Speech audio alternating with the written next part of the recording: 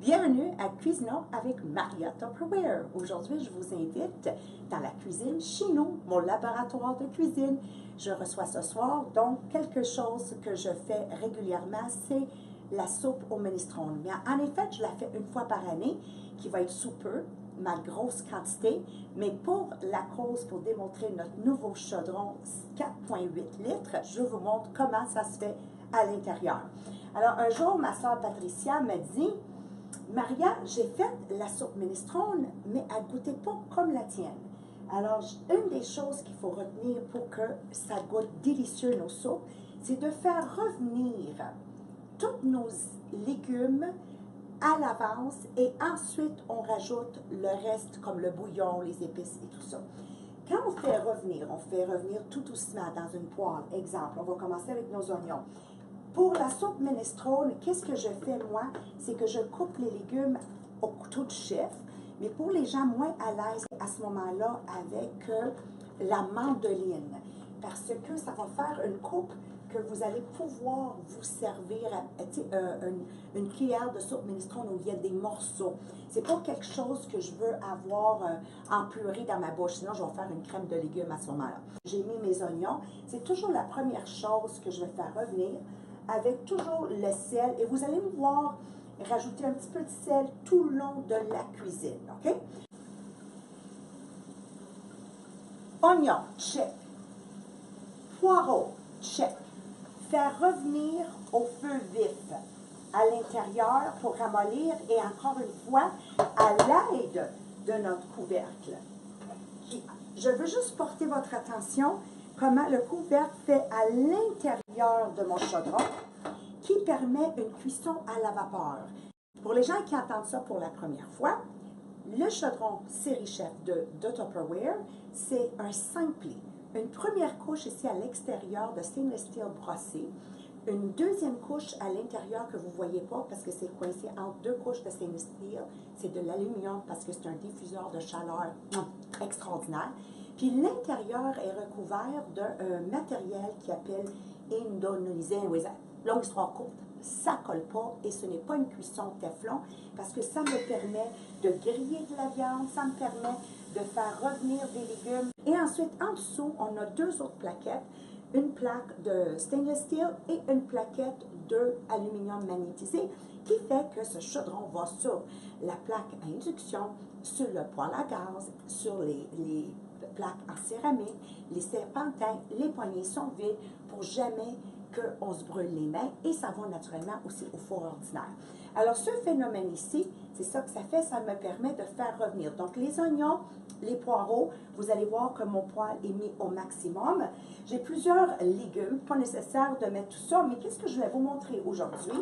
C'est que je vais récupérer les tiges de mon persil et grâce à l'aide de mon extra chef, ça fait partie de mes légumes que je vais mettre à l'intérieur de ma soupe. Quel genre de légumes on peut mettre à l'intérieur d'une minestrone? Courgette. Moi, je me suis coupée à l'avance avec mon couteau de chef de la courgette parce que je ne l'avais pas en purée à l'intérieur de ça.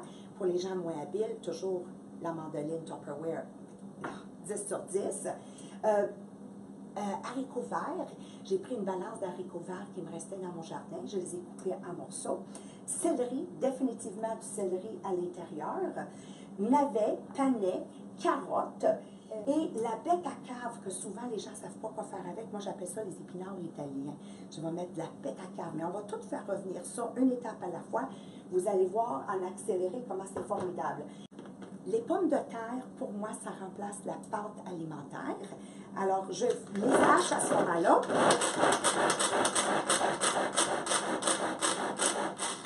Dans mon extra chef, donc ça va tout faire que ma minestrone est aussi crémeuse, si tu veux, avec la patate jaune. Haricots blancs qu'on laisse tremper dans un bol, les haricots secs, pendant, moi minimum 2 jours, là, des fois 3 jours, je fais de l'eau naturellement, régulièrement, chaque jour, et ensuite je les cuisine 20 minutes, et ensuite je les congèle dans les contenants polaires, portion 250, qui est exactement une boîte de conserve. Alors, au moins, je sais que c'est santé, c'est fait maison. Là, nous allons continuer la caramélisation, faire revenir chacun de ces légumes-là pour ressortir toutes les belles saveurs de nos légumes.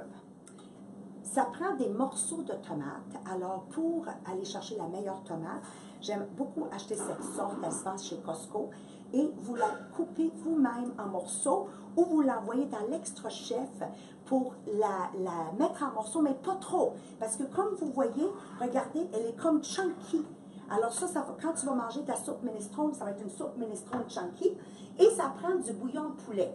Alors si vous ne faites pas votre bouillon de poulet maison, mettez de l'eau et ensuite rajoutez du Bovril au poulet. Pour moi, je cuisine 6 poulets d'un coup. Je les défais tout au complet. Je bouille ma carcasse d'os avec de l'oignon, céleri, sel, poivre.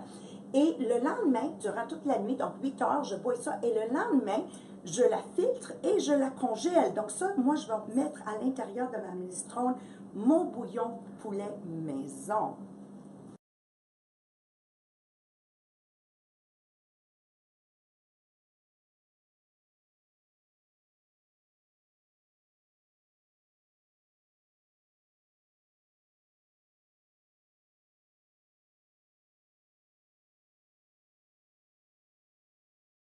Ah, que ça sent l'amour ici! Oh là là! Alors, comme vous voyez dans le time-lapse qu'on vous a mis, je commence avec tous mes légumes durs. Puis rappelons-nous, encore, je répète, c'est les légumes de la saison. Et c'est pour ça que je recommande toujours de faire la soupe minestrone en grosse quantité durant la période de l'automne. Là, ça aurait été bon aussi du butternut squash. Ah, ça aurait été extraordinaire. Là, j'en avais pas. Vous mettre de l'ail. Quand je mets mon ail, je vais le mettre vraiment une fois que mes légumes ont commencé à grisoler, parce que sinon l'ail devient amer. Alors là, je le rajoute.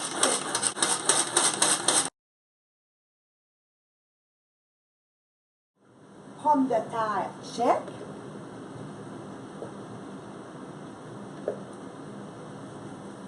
Bien brassé. Puis vous allez voir que j'en ai mis des légumes, mais parce qu'on les fait grisoler. N'oubliez pas de rajouter du sel.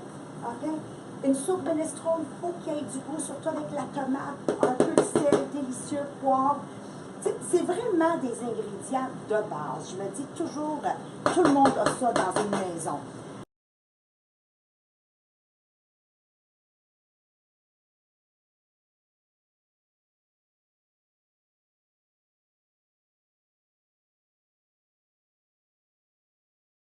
Alors, nous voilà à la fin de notre minestrone. Nous avons rajouté complètement à la fin les tomates, les haricots blancs parce qu'ils étaient déjà cuits. J'ai fini d'assaisonner et c'est à ce moment ici que je vais mettre ma feuille de laurier, quelques branches d'orégano. Je vais la laisser mijoter exactement 20 minutes et cette magnifique soupe, elle est prête. Alors je dis toujours, lorsqu'on fait à manger à la maison, on sauve du temps, de l'argent, on mange plus santé et on protège l'environnement parce que c'est nous qu'on le fait, on part à zéro. Bon appétit!